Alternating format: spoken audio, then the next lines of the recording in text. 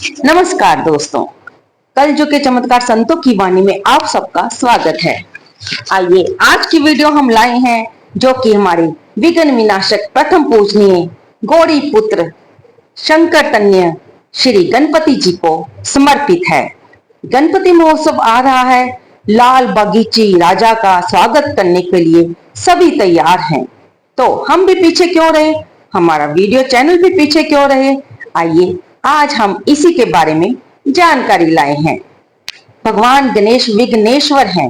केवल श्री गणेश ही ऐसे भगवान हैं जिन्हें हर साल हम घर में स्थापित करते हैं और अनंत चतुर्दशी पर खुशी खुशी विदा भी करते हैं।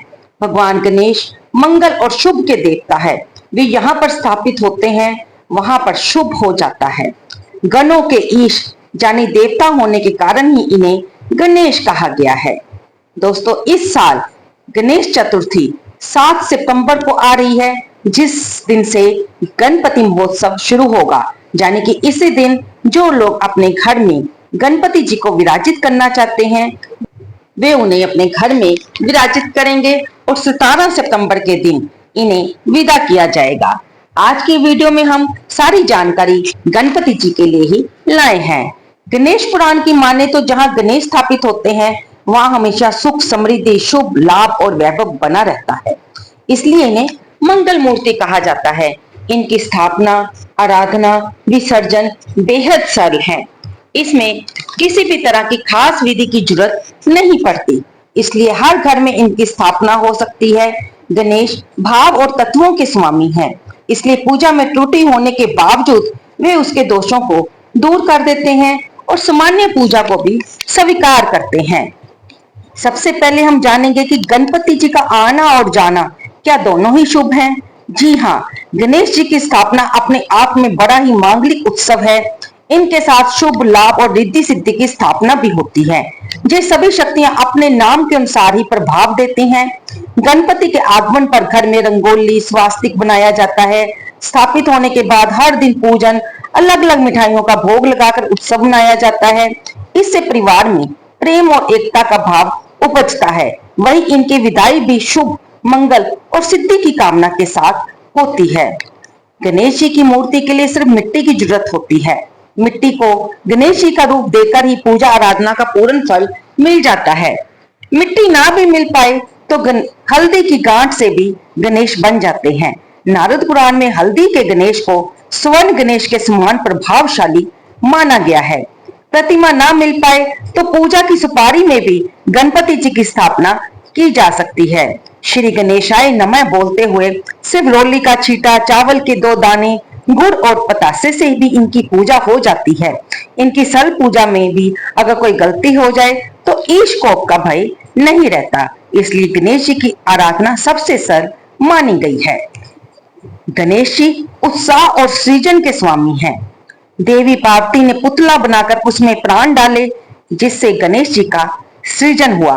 गणेश उत्साह के स्वामी हैं। इनका सीधा संबंध पृथ्वी से है। मान्यता है कि पृथ्वी के पुत्र मंगल के अंदर गणपति जी की वजह से ही उत्साह का सृजन हुआ था। अलग अलग युगों में गणेश जी के अवतारों ने संसार के शोक व संकट का नाश कर उत्साह पैदा किया। इसलिए हर मांगलिक कार्य में गणेश जी की पूजा सबसे पहले की जाती है। गणपति भगवान अशुभ अमंगल का नाश कर देते हैं और देते हैं ऐश्वर्य समृद्धि। गणपति अशुभ व अमंगल का नाश करने वाले देव हैं। अमंगल के साथ अशुभता के विनाश में ही जीवन में ऐश्वर्य और खुशहाली का संग्रह संभव है। इसलिए गणेश मंगल के समान शक्तिशाली हैं। उनके पूजन से साहस पद व प्रतिष्ठा बढ़ती है। ज्योतिष शास्त्र में धन ऐश्वर्य व संतान के स्वामी गणेश जी हैं। जबकि इन क्षेत्रों के ग्रह शुक्र हैं, उनसे गुरु समेत सभी ग्रह संतुष्ट रहते हैं। इसलिए इनकी उपासना नव ग्रहों के दोष से मुक्ति दिलाती है। गणपति जी शुभ मुहूर्त रूप हैं। आज्ञा बिना पूजा में नहीं जाते देव। यानी कि गणेश जी को शुभ मुहूर्त कहा जाता है। यानी जिस काल में गणेश जी की उपस्थिति हो वही समय शुभ मुहूर्त माना जाता है। इसलिए सबसे पहले गणेश जी की पूजा की जाती है। वे सभी दिशाओं के स्वामी हैं। इनकी आज्ञा के बिना देवता पूजा स्थल पर नहीं पहुंचते। पहले वे दिशाओं की बाधा को दूर करते हैं, फिर देवता लोग वहां पर पहुंचते हैं। यही कारण है कि किसी भी देवी देवता की पूजा से पहले भगवान गणपति जी का आह्वान किया जाता है। फिर ये नारायणी शक्तियों और रिद्धि सिद्धि के स्वामी हैं। गणपति में शुभ और मंगल करने वाली भगवान नारायण की शक्तियां हैं, इसलिए इनको राजसी देवता भी कहा जाता है। विष्णु जी के पास सृष्टि के पालन की जिम्मेदारी है, जो कि गणेश जी की कृपा से ही पूरी हो पाती है। गणेश जी की पत्नियों रिद्धि सिद्धि में मां लक्ष्मी का वास है। रिद्धि का तात्पर्य वृद्धि व सिद्धि का शुभता से है, इसलिए गणपति पूजन से मां लक्ष्मी रूपी रिद्धि सिद्धि का जीवन में आना मंगल सूचक होता है। दोस्तों, गणपति की विदाई भी एक अनुष्ठान होती है। गणेश चतुर्थी से शुरू हुआ गणेशोत्सव 10वें दिन गजानन की विदाई के साथ पूरा होता है। इससे में जो गणपति जी की मूर्ति या प्रतिमा जो कि मिट्टी की बनी होती है, जिन्हें हम घर में लाकर स्थापित करते हैं, उसे जल में विसर्जित किया जाता है। ये एक अनुष्ठान है जो जन्म व मृत्यु के चक्कर को पूर्ण करता है। जल में नारायण यानी ईश्वर का वास होता है, इसलिए गणेश और नारायण के मिलने का ये अनुष्ठान समृद्धि व पूर्णता का प्रतीक माना जाता है। भगवान गणेश को मोदक, दुर्वा, गुड़हल का फूल जैसी कई वस्तुएं प्रिय हैं। भगवान गणेश को लाल रंग अत्यंत प्रिय है, जो सौभाग्य, उत्साह, साहस और जीवन का प्रतीक माना जाता है। गणेश पुराण के अनुसार गणेश जी ने बाल्यकाल में सिंदूर नामक एक असुर का संहार किया था। इस युद्ध के बाद गणेश जी ने उस असुर के रक्त को अपने शरीर पर लगाया था, जिससे लाल रंग का विशेष महत्व उत्पन्न हुआ। इसी कारण से गणपति महाराज को लाल सिंदूर और लाल रंग विशेष रूप से प्रिय हो गए। इसलिए इनकी पूजा में लाल रंग का प्रयोग अवश्य किया जाता है। लाल रंग शुभ और मंगलकारी माना जाता है। जैसे कि हम लोग भी हिंदुओं में सनातन धर्म के अनुसार लाल रंग को सुहागनों का एक मंगलकारी रंग मानते हैं, और इसी प्रकार गणेश जी के भक्तों के लिए सौभाग्य और समृद्धि का, इसलिए गणेश जी की पूजा में भी लाल रंग शुभ माना जाता है, जो भक्तों के लिए सौभाग्य और समृद्धिदायक है। विशेष रूप से लाल गुड़हल का फूल गणपति जी को बहुत प्रिय है, इसलिए इसे पूजा में अवश्य अर्पित करें। उन्हें लाल रंग के फूल, वस्त्र और पूजन सामग्री का प्रयोग करें, और खुद भी आप पूजा करते समय लाल रंग के वस्त्र धारण कर सकते हैं। हम अपनी इस वीडियो में आपको गणपति जी की छोटी छोटी कथा, छोटी छोटी बातें, छोटी छोटी उनकी जो प्रिय वस्तुएं हैं या जो हमें पूजा के समय नहीं उन पर चढ़ाना चाहिए, सब जानकारी देते रहेंगे। एक बार क्या होता है कि भगवान गणेश जी ने बुद्धिदाता और बाधाओं को दूर करने वाले के रूप में पूजा जाता है। उनका एक शरारती और चंचल पक्ष हमें एक कथा में दिखता है। एक बार भगवान विष्णु ने पाया कि उनका प्रिय दिव्य शंख गायब हो गया था, जिसे वे अपनी शक्ति और पहचान का प्रतीक मानते थे। विष्णु जी के सभी प्रयासों के बावजूद शंख का कोई पता नहीं चल सका। तब एक दिन उन्हें शंख की प्रतिध्वनि सुनाई दी, जो कि उन्हें कैलाश पर्वत तक ले गई। उन्होंने देखा कि भगवान गणेश शंख से खेल रहे थे, जैसे वह कोई खिलौना हो। विष्णु को समझ आया कि गणेश ही उनके शंख के गायब होने के पीछे हैं। समाधान पाने के लिए उन्होंने भगवान शिव से सलाह ली कि अब क्या किया जाए जिससे वे अपने शंख को वापस पा सके। तब उन्होंने सुझाव दिया कि विनम्रता और भक्ति के साथ ही गणेश जी की पूजा ही इसका एकमात्र उपाय है। तब भगवान विष्णु ने एक भव्य पूजा का आयोजन किया और उसमें गणपति जी की पूजा करके उन्हें प्रसन्न किया। तब गणपति जी प्रसन्न हुए तो भगवान विष्णु ने उन्हें बड़ी विनम्रता के साथ अपना शंख लौटाने के लिए कहा। तब गणपति जी ने उनका शंख उन्हें लौटा दिया। ये कथा भगवान गणेश के शरारती स्वभाव और भक्तों के प्रति उनकी कृपा का अद्भुत उदाहरण है। साथ ही ये सिखाती है कि भक्ति और विनम्रता से ही ईश्वर का आशीर्वाद प्राप्त किया जा सकता है। अब हम ये जानेंगे कि दुर्वा जो कि इतनी महत्वपूर्ण नहीं, हम उसको महत्व देते अपनी रोजमर्रा की उपयोग की हुई जिंदगी में, लेकिन इसे भगवान गणपति बहुत प्रसन्न रहते हैं, उन पर ये चढ़ाई जाती है। क्यों? आइए इसके बारे में हम जानते हैं। पुराणों में वर्णित कथा के अनुसार एक समय पृथ्वी पर अनलासुर नामक राक्षस ने भयंकर उत्पात मचा रखा था। उसका अत्याचार इतना बढ़ गया था कि उसने स्वर्ग और पाताल लोगों को भी त्रस्त कर दिया। अनलासुर लोगों को जीवित ही निगल जाता था। सभी देवता उससे बहुत परेशान हो गए। वे इस संकट से मुक्ति पाने के लिए भगवान शिव के पास पहुंचे और उनसे सहायता की प्रार्थना की। भगवान शिव ने देवताओं से कहा कि इस समस्या का समाधान गणपति जी ही कर सकते हैं। तब सभी देवताओं ने गणेश जी के पास जाकर उनकी स्तुति की और उनसे अनलासुर का वध करने का आग्रह किया। गणेश जी ने अनलासुर को निगल लिया, लेकिन इससे उनके पेट में अत्यधिक जलन होने लगी और ये ज्वाला शांत ही नहीं हो रही थी। जब कश्यप ऋषि को इस बारे में पता चला तो उन्होंने 21 दुर्वा एकत्रित की और गणेश जी को खिलाई। दुर्वा का सेवन करते ही गणेश जी के पेट की ज्वाला शांत हो गई और इस कारण से गणेश जी को दुर्वा अत्यंत प्रिय है और माना जाता है कि उन्हें 3 या 5 गांठ वाली दुर्वा अर्पित करने से वे शीघ्र प्रसन्न होते हैं, भक्तों को मनोवांछित फल प्रदान करते हैं। आयुर्वेद की दृष्टि से भी दुर्वा का रस पेट की गर्मी को शांत करता है, जिससे हमें इस कथा से ये पता चलता है कि दुर्वा को भगवान गणपति क्यों पसंद करते हैं। अब हम जानेंगे कि एक गणपति जी ऐसे हैं जिन्होंने अपने वाहन चूहे को बनाया है, जबकि सभी देवताओं के पास वो वाहन है जो तेज चलते हैं, उनकी हर जगह पे सहायता करते हैं, लेकिन चूहा जो कि बहुत ही धीमी चाल से चलता है, भगवान गणपति जी ने इसे अपना वाहन क्यों बनाया? तो इसके बारे में पौराणिक कथा आती है कि गजमुखासुर नामक दैत्य ने देवताओं को परेशान कर दिया। सभी लोग एकत्रित हुए और गणेश जी के पास पहुंचे तो गणेश जी ने उस दैत्य पर दांत से ऐसा प्रहार किया कि वह चूहा बनकर भागा, लेकिन गणेश जी ने उसे पकड़ लिया। फिर वह मृत्यु के भय से क्षमा याचना करने लगा। तब गणेश जी ने उस दैत्य को मूषक रूप में ही अपना वाहन बना लिया। एक दूसरी कथा आती है कि एक बार राजा इंद्र अपने दरबार में गंभीर चर्चा कर रहे थे, लेकिन उनके ही दरबार में गंधर्व क्रोंच किसी और मनोदशा में था। वह अप्सराओं से हंसी ठिठोली कर रहा था। तब इंद्र ने नाराज होकर उसे चूहा बन जाने का शाप दिया। वह एक बलवान मूषक के रूप में सीधे पराशर ऋषि के आश्रम में जा गिरा, पर चंचल स्वभाव ना बदला। उसने वहां पर जाकर भयंकर उत्पात मचाया। ऋषिवर ने गणेश से मदद मांगी। तब गणेश जी ने अपना तेजस्वी पाश उस पर फेंका, जिससे मूषक मूर्छित हो गया। जब उसकी मूर्छा खुली तो उसने गणेश जी की आराधना करनी शुरू कर दी और अपने प्राणों की भीख मांगने लगा।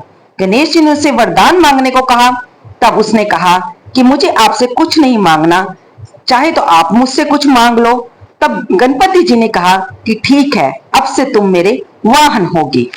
तो ऐसे हैं हमारे प्यारे गणपति जी, जो कि एक तुच्छ समझने वाली वस्तुओं को भी जैसे कि दुर्वा को अपना लिया, तुच्छ जीवों को जैसे कि चूहे को भी अपना लिया।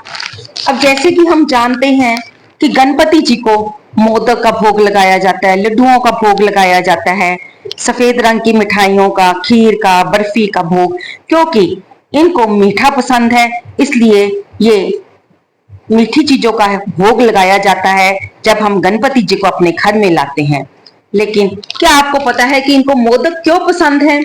आइए जानते हैं। भगवान गणेश को मोदक इसलिए प्रिय हैं क्योंकि मोदक का स्वरूप ज्ञान, मिठास और आनंद का प्रतीक माना जाता है। हिंदू धर्म में मोदक को मोद और ज्ञान का भोजन कहा जाता है। गणेश जी को मोदक पसंद होने के पीछे बहुत सी कथाएं और मान्यताएं हैं, जिसमें से एक प्रमुख है कि एक बार देवताओं ने बुद्धिमत्ता की परीक्षा लेने के लिए एक प्रतियोगिता आयोजित की। इसमें यह तय किया गया कि कौन सबसे पहले दुनिया का चक्कर लगाकर आता है और जो वापस आएगा उसे ही बड़ा माना जाएगा। अब सभी देवता चल पड़े अपने अपने वाहनों पर सवार होकर, लेकिन गणपति जी ने, जो कि ये जानते थे कि उनका वाहन चूहा है और वे उस पर बैठकर सब देवताओं से पहले इस पृथ्वी की परिक्रमा करके नहीं आ सकते। उन्होंने अपनी सूझबूझ से माता पार्वती और भगवान शिव, जो कि पूरे ब्रह्मांड के प्रतीक है और जगत पिता और जगत माता है, उन्हीं की परिक्रमा करके जीत हासिल की। उनकी इस चतुराई से प्रभावित होकर देवताओं ने उन्हें मोदक का भोग अर्पित किया, जिसे उन्होंने प्रसन्नता से ग्रहण किया। तभी से गणेश जी को मोदक प्रिय है। इसके अलावा मोदक का गोल आकार भी पूर्णता और समग्रता का प्रतीक है, जो गणेश जी की बुद्धिमत्ता, ज्ञान और जीवन के हर पहलू में संतुलन को दर्शाता है। यही कारण है कि गणेश जी को मोदक भाते हैं और उन्हें भोग में ये अवश्य अर्पित किए जाते हैं। दोस्तों, मोदक के अलावा आप गणपति जी को अगर अपने घर में लाए हैं तो उन्हें आप केले का मालपुआ बनाकर खिला सकते हैं, नारियल के लड्डू बनाकर खिला सकते हैं, पंचमेवा बर्फी खिला सकते हैं, उन्हें चूरमा लड्डू पसंद है वही भी खिला सकते हैं। उन्हें अगर आपको शुगर फ्री मोदक बनाने आते हैं तो उसका भी भोग लगा सकते हैं। और अगर हम आपको बताएं कि फलों में उन्हें क्या पसंद है तो गणेश जी को जामुन पसंद है। इसके बाद उनका प्रिय भोग में गन्ना भी प्रिय माना जाता है, क्योंकि गन्ने से ही तो गुड़ और शक्कर बनती है, जो कि उन्हें बहुत ही पसंद है। इसके अलावा गणपति जी को केसर भी बहुत पसंद है, इसलिए आप उन्हें जामुन केसर का भी भोग लगा सकते हैं। क्योंकि आपने ये मंत्र तो सुना ही होगा जो कि हम गणेश जी की आराधना में करते हैं, कपिथम जम्बू फल चारु भक्षणम, यानी कि उसमें भगवान गणेश को कबीर, जामुन और केसर का सेवन करते हुए दिखाया गया है। गणेश जी के प्रिय भोजन लड्डू, मोदक और गन्ना है, लेकिन माता पार्वती को चिंता होने लगी कि इन मीठे पदार्थों का अत्यंत सेवन करने से गणेश जी के स्वास्थ्य को हानि पहुंच सकती है। इसलिए माता ने इसका समाधान खोजने का गणेश जी को अनुरोध किया। तब गणेश जी ने अपनी माता की चिंता को समझा और कहा कि वे कबीर फल यानी कि कैथा, जामुन और केसर का सेवन भी करेंगे। ये ना केवल उनके स्वास्थ्य की रक्षा करेंगे बल्कि उनके भक्तों को भी रोगों से मुक्त रखेंगे। कबीर फल में औषधीय गुण होते हैं। जामुन मधुमेह नियंत्रण करने में सहायक होता है, जबकि केसर शारीरिक ऊर्जा और मानसिक शांति प्रदान करती है। इस तरह से गणेश जी ने अपनी आहार शैली में बदलाव किया और अपने भक्तों को यह संदेश दिया कि स्वास्थ्य और शुद्धता का महत्व सर्वोपरि होना चाहिए। इस कथा के आधार पर भगत गणेश जी की आराधना करते हैं, जो सभी दुखों और रोगों का नाश करती है। अब जब हमने इतनी जानकारी ले ही ली है, इस सारी जानकारी के साथ हम एक और जानकारी जरूर रखेंगे कि हमें गणेश जी को कौन सी वस्तुएं अर्पित नहीं करनी चाहिए। भगवान गणेश को प्रसन्न करने के लिए हम पूजा कर रहे हैं, तो ध्यान रखें हमें पूजा में तुलसी नहीं चढ़ानी है। गणेश जी को तुलसी नहीं चढ़ाई जाती, क्योंकि एक कथा के अनुसार उन्होंने तुलसी से विवाह का प्रस्ताव ठुकरा दिया था, जिसके चलते तुलसी ने उन्हें 2 विवाह का शाप दे दिया था। बाद में गणेश जी ने भी उन्हें राक्षस से शादी का शाप दिया। इसी के चलते उन्हें तुलसी नहीं चढ़ाई जाती।